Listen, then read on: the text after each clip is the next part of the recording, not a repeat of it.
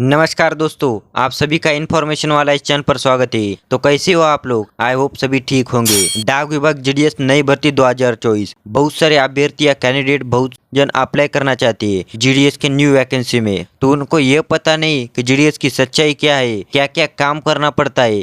मैं भी 1 साल से जीडीएस बीपीएम पद पर सिलेक्टेड हूँ, इसलिए जो भी बताने वाला हूँ वो मेरे एक्सपीरियंस ही बताने वाला हूँ। मेरा 1 साल का अनुभव क्या है क्या नहीं, मैंने कैसे काम किया है, जीडीएस बीपीएम एबीपीएम और डाक सेवक के लिए क्या क्या काम करना पड़ता है, सभी जीडीएस की रियलिटी बताने वाला हूँ। तो सभी जानकारी देने वाला हूँ, वो भी प्रूफ के साथ, यानी कि मेरे एक्सपीरियंस ही बताता हूँ जो भी जानकारी है। तो चलिए दोस्तों, बिना किसी टाइम वेस्ट किए आज के मेन टॉपिक की तरफ बढ़ते हैं। अभी तक इस चैनल को आपने सब्सक्राइब नहीं किया तो जल्दी जाके सब्सक्राइब और बेल नोटिफिकेशन ऑन करें, ताकि ऐसी जीडीएस क्रिएटर पल पल की जानकारी आपकी तरफ पहुंचे। तो चलिए दोस्तों, सबसे पहला पॉइंट देखेंगे, जीडीएस में ड्यूटी ज्वाइन करे या ना करे, यानी कि फॉर्म अप्लाई करे या सिलेक्शन पाए या न पाए। फिर दूसरा है क्या क्या काम करना पड़ता है, यानी कि वर्क प्रोफाइल क्या है, कितने आवर्स की है, सैलरी कितनी मिलती, वो सब की डिटेल, और मेरा एक्सपीरियंस क्या है जीडीएस बीपीएम पद पर, वो सभी जानकारी देखेंगे। तो चलिए दोस्तों, सबसे पहले पॉइंट पे आते हैं। सबसे पहले तो ग्रामीण डाक सेवक एक अच्छी खासी नौकरी है, यानी कि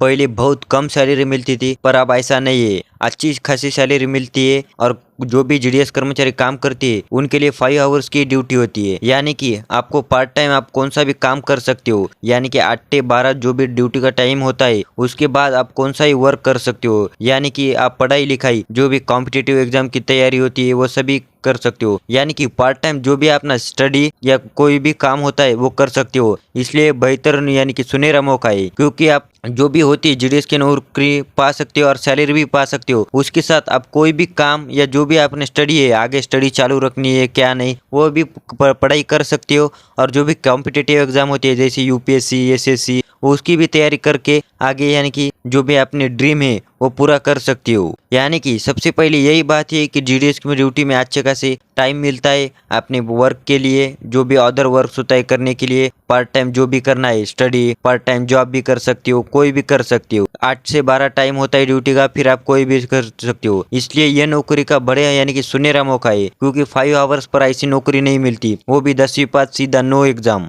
ये सबसे पहला पॉइंट, क्योंकि जो भी अभ्यर्थी फॉर्म अप्लाई करना चाहते हैं दोस्तों, ये डाउट क्लियर करो कि आप पढ़ाई भी कर सकते हो या पार्ट टाइम कोई भी जॉब कर सकते हो। दोस्तों अब आते हैं सेकंड पॉइंट पर, क्या क्या काम करना पड़ता है। जीडीएस यानी कि ग्रामीण डाक सेवक में 3 पोस्ट होती है। सबसे पहले बीपीएम यानी कि ब्रांच पोस्ट मास्टर, दूसरे नंबर पर आता है ABPM assistant branch post master, और डाक सेवक, यानी कि एबीपीएम और डाक सेवक का लगभग सेम ही काम होता है। तो आगे चल के देखेंगे क्या क्या काम होता है क्या नहीं। तो सबसे पहले देखेंगे बीपीएम का वर्क क्या होता है। बीपीएम ब्रांच पोस्ट ऑफिस के रोज के पोस्टल ऑपरेशन हैंडल करना, यानी कि जो भी ऑफिस होता है, यानी कि बीओ, हर गांव में बीओ होता है, उनके जो भी पोस्टल ऑपरेशन होते हैं, यानी कि क्या क्या होती है, यानी कि आरडी एसबी टीडी जो भी अकाउंट होते हैं उनका लेन देन करना, डिपार्टमेंट पे पैसा जमा करना, time to time RD open करना, अकाउंट ओपन करना, वो सब ऑपरेशन का यानी कि हैंडल करना, समय समय पर जैसा डिपार्टमेंट कहे वैसा करना।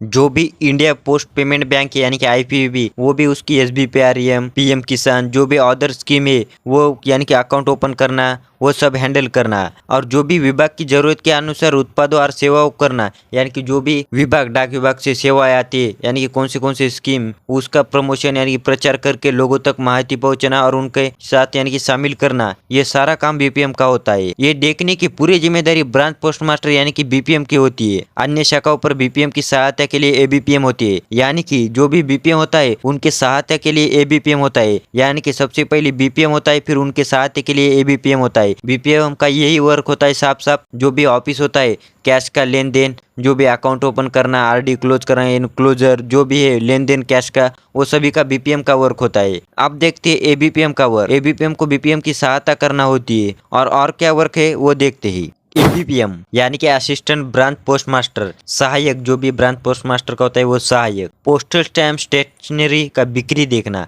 जो भी पोस्टल स्टैम्प होती है या स्टेशनरी होती है, जो भी टिकट आती है उनका बिक्री जो भी आती है यानी कि पोस्ट ऑफिस में उनको देना। डाक का आना जाना और तय पर उनकी डिलीवरी करना, यानी कि जो भी डाक आती है पोस्ट ऑफिस में, letter, registration letter, speed post आदि जो भी डिलीवरी का काम होता है वो सभी एबीपीएम को देखना पड़ता है। यानी कि गांव में जाके बांटना एबीपीएम को देखना होता है। लेटर आती है, यहाँ पर जो भी कौन से को लेटर आती है, पैन कार्ड, आधार कार्ड, उन सभी को डिलीवरी करना टाइम पर, उसका ये काम वर्क यानी कि एबीपीएम का होता है। विभाग द्वारा जरूरत पड़ने पर पोस्टल ऑपरेशन में बीपीएम की सहायता करना, यानी कि जो भी बीपीएम के लिए स्कीम आई है, यानी कि जो भी स्कीम आती है उनमें मदद करना बीपीएम की, उनको में बीपीएम के साथ वर्क करना, यही काम होता है विभाग से। यानी कि जो बता देते हैं तब प्रोडक्ट और सर्विस की मार्केटिंग और प्रमोशन करना, यानी कि जो भी स्कीम आती है पोस्टल डिपार्टमेंट के तहत या आईपीबी के तहत, जो भी इंश्योरेंस होता है, क्या है वो पॉलिसी, उनका प्रमोशन करना और लोगों से वो खुलवाना, उनके यानी कि जो भी ब्रांडिंग है वो करना,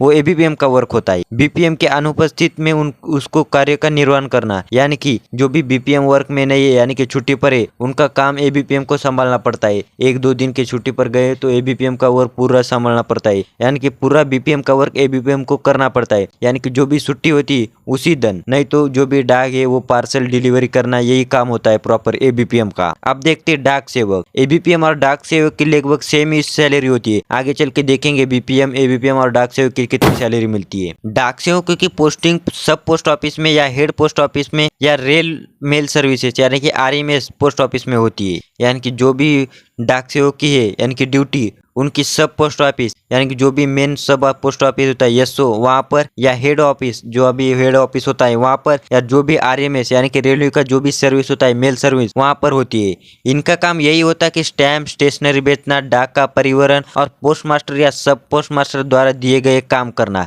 यानी कि डाक सेवक का यही काम होता है कि जो भी बैग होते हैं पोस्टल डिपार्टमेंट के जो बैग आते हैं यानी कि पार्सल वो पहुंचाना, यानी कि जो भी डाक होती है वो हेड ऑफिस या पोस्ट ऑफिस में पहुंचाना, जो भी आरएमएस में रेलवे में डालना, वो सभी डाक सेवक का वर्क होता है। डाकघरों में तैनात डाक सेवकों को वहां आने जाने वाला डाक रिसीव और डिस्पैच हैंडल करने का भी काम करना पड़ता है। यानी कि जो भी डाकघरों में डाक आती है, जो भी डाक आती है यानी कि पार्सल आता है, उनको रिसीव करना और डिस्पैच करना, यानी कि वहां से लाना और वहां से यानी कि जो भी डाक है सब यानी कि जो भी बीओ होती है उनको पार्सल करना, ये डाक सेवक का वर्क होता है। इन्हें पोस्ट मास्टर या सब पोस्ट मास्टर को विभाग से काम में निपटाने की भी मदद करनी होती है। यानी कि जो भी वर्क होता है यानी जो भी सब पोस्ट मास्टर होती है, एसपीएम ने जो भी काम बोला है वो करना पड़ता है डाक सेवक के लिए, यानी कि मदद करना, ये सभी का वर्क डाक सेवक कर सकती है। दोस्तों अब देखते हैं सैलरी के बारे में। यह 5 आवर्स की ड्यूटी होती है, सभी तीन भी एबीपीएम बीपीएम और तीनों की 5 आवर्स की ड्यूटी होती है। सबसे पहले ये मेन बात है। फिर आती है सैलरी पर। दोस्तों बीपीएम की सैलरी यानी कि जो भी बेसिक पे होता है वो 20,000 यानी कि 12,000 रुपये बेसिक पे होता है बेसिक बीपीएम का, यानी कि लगभग 50% डीए के साथ उनकी 18 प्लस सैलरी बनेगी, यानी 18,000 प्लस सैलरी बनेगी बीपीएम की। और एबीपीएम और डाक सेवक का बेसिक पे होता है 10,000, यानी कि उनकी सैलरी 50% डीए के साथ यानी कि 50,000 तक बनेगी, यानी कि 15,000 तक उनकी सैलरी बनेगी। अब देखते हैं मेरा एक्सपीरियंस, यानी कि 1 साल का मेरा अनुभव क्या है क्या नहीं वो देखते हैं। मैं जुलाई शेड्यूल 2023 में जो भी वैकेंसी निकलती उनमें मेरा चयन होया था, यानी कि जो भी है मेरे 96% थे, इसलिए मेरा चयन हो गया था, यानी कि जीडीएस बीपीएम पद पर। साथियों मैं जीडीएस बीपीएम पद पर हूँ और जो भी हैंडल होता है वो प्रॉपर तरीके से करता हूँ, और जो भी होता है ज्यादा लोड नहीं होता है, खाली टारगेट में ज्यादा लोड होता है। तो यह अच्छी खासी सुनहरा मौका है, क्योंकि आप जो भी होते हैं वो पार्ट टाइम करके यानी कि जो भी पढ़ाई है वो चालू रख सकते हो, और जो भी अपना यानी कि कॉम्पिटिटिव एग्जाम की तैयारी है वो कर सकते हो। और बहुत सारे यानी कि बोलते यूट्यूब चैनल पर बहुत सारे अफवाह फैलाती कि जीडीएस में सैलरी कम है, पर ऐसा नहीं है। आप अच्छी खासी सैलरी मिल रही है, इसकी वजह से कोई टेंशन लेने की बात नहीं। इसलिए आप भी फॉर्म अप्लाई करना चाहते हो तो मेरी तरफ से जो भी है वो जरूर फॉर्म अप्लाई करे, क्योंकि बहुत सारे कैंडिडेट अभी भी यानी कि बहुत सारे को कैंडिडेट में कंपटीशन बढ़ गया है। कॉम्पिटिटिव एग्जाम में बहुत ही कंपटीशन बढ़ गया है। ये अच्छी खासी सुनहरा मौका है, क्योंकि नो एग्जाम सीधे 10वीं पास एग्जाम नो भर्ती है, यानी कि जो भी सीधी भर्ती है बिना परीक्षा की। इसलिए जो भी अभ्यर्थी के अच्छे खासे यानी कि परसेंटाइल है 10वीं में, वो जरूर फॉर्म अप्लाई करे और उसके साथ साथ अपनी पढ़ाई भी चालू रख सकते हो। इसलिए ये मेरा एक्सपीरियंस यही है कि ये अच्छी खासी नौकरी है, इसमें कोई भी दाब दबाव नहीं होता है, खाली टारगेट पे ही प्रेशर आता है जीडीएस का। दोस्तों ये जानकारी कैसी लगी, और जो भी अच्छी लगी तो वीडियो अपने फ्रेंड के साथ शेयर करें। ऊपर से प्रेशर आता है तभी भी टारगेट की वजह, पर टारगेट को आप अच्छी तरीके से हैंडल करें तो कोई भी यानी कि दिक्कत नहीं आएगी। यानी कि टाइम टू टाइम आप डेली काम करें, कोई भी लोड नहीं ले रहे, 8 से यानी कि जो भी 5 आवर्स की ड्यूटी है वो कंप्लीट करिए तो कोई भी आपको लोड नहीं आएगा, कोई भी दबाव नहीं देंगे। तो यह अच्छी खासी नौकरी है और आप साथ ही पढ़ाई कर सकते हो। तो दोस्तों